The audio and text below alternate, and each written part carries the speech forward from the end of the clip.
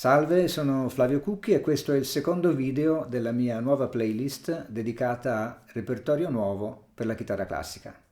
Per repertorio nuovo intendo pezzi recenti, scritti recentemente, non molto conosciuti, trascrizioni fatte recentemente o pezzi di qualsiasi epoca che sono in qualche modo sfuggite al mainstream. Lo scopo di questa playlist è creare un contenitore di pezzi nuovi da mettere a disposizione dei chitarristi che vogliono ampliare il loro repertorio. Bene, questo è il secondo video, vi invito a vedere il primo perché questi sono 4 pezzi che fanno parte di una suite, Seasons, 4 danze per un anno di Alfonso Borghese. Abbiamo sentito la Venere d'autunno nel primo e adesso ascolteremo il tango d'inverno.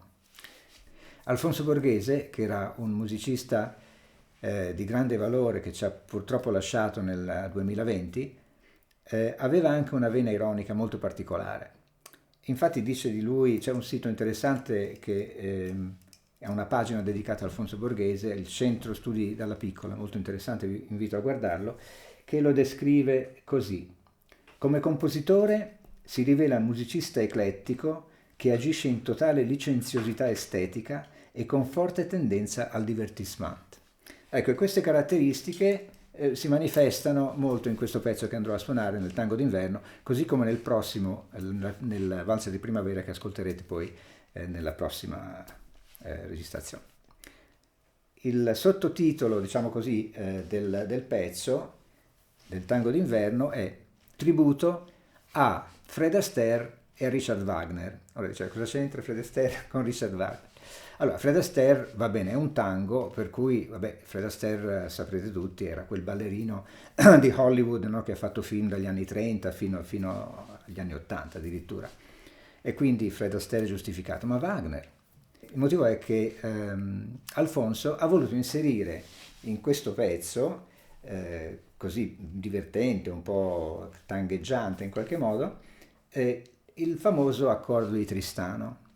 Cioè quell'accordo del Tristano e Isotta di Wagner che è stato uno scandalo, ha fatto parlare di sé tutto il mondo musicale dell'epoca, ma anche adesso. Se andate su internet e mettete accordo di Tristano, vedete un sacco di articoli che parlano di questo accordo. Allora, ora voi, la maggior parte di voi saranno dei musicisti, quindi sapranno esattamente di cosa parlo, ma non tutti, quindi vi semplifico alla grande di cos'è questo accordo. Allora, l'accordo del Tristano è un accordo dissonante che tra l'altro è stato già usato sia da Beethoven che da Chopin, di passaggio però così. Il punto è un altro, il punto è che in tutta la musica tonale, quindi i secoli di musica dell'Occidente, si basa praticamente su un accordo fondamentale che c'è all'inizio e c'è alla fine. Allora, per esempio, una cosa. E questo è in Do maggiore, no? Sentite questo accordo e tutto il pezzo va avanti. Poi magari modula, va in altre tonalità, ma poi finisce con questo. Oppure in Re. Questo è Re maggiore. E tutto quanto va su queste note di questa scala, varie, e torna. Oppure fa male, no? Invece cosa succede? Nell'accordo di Tristano, per la prima volta di tutta questa storia, comincia così.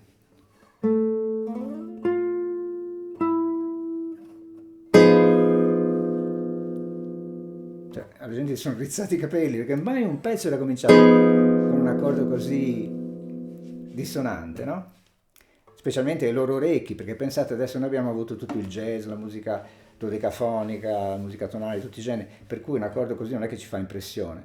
Però per loro, che erano seduti sul loro sedie in questo teatro, e a un certo punto parte il pezzo, 3 note, poi un accordo così, ecco, allora è stato poi ovviamente ci sono altre complicazioni, perché è scritto in modo enarmonico, ma non andiamo nel tecnico, spero di aver spiegato a sufficienza. Vabbè, Alfonso si è divertito a unire il sacro e il profano, ha inserito 2 volte l'accordo del Tristano.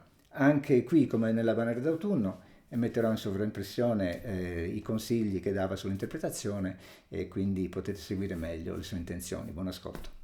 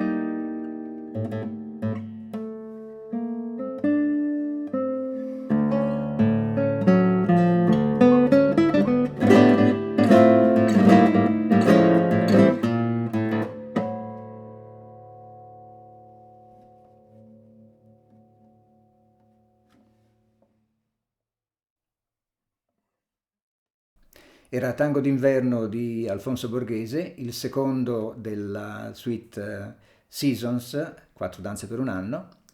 Il prossimo sarà il Valzer di primavera, tributo ai musical di Broadway. Se vi piace questo progetto, iscrivetevi al canale e potete lasciare anche dei consigli o dei commenti qua sotto. E un ringraziamento ancora a Savarez che ha aiutato a far partire questa mia avventura. Grazie.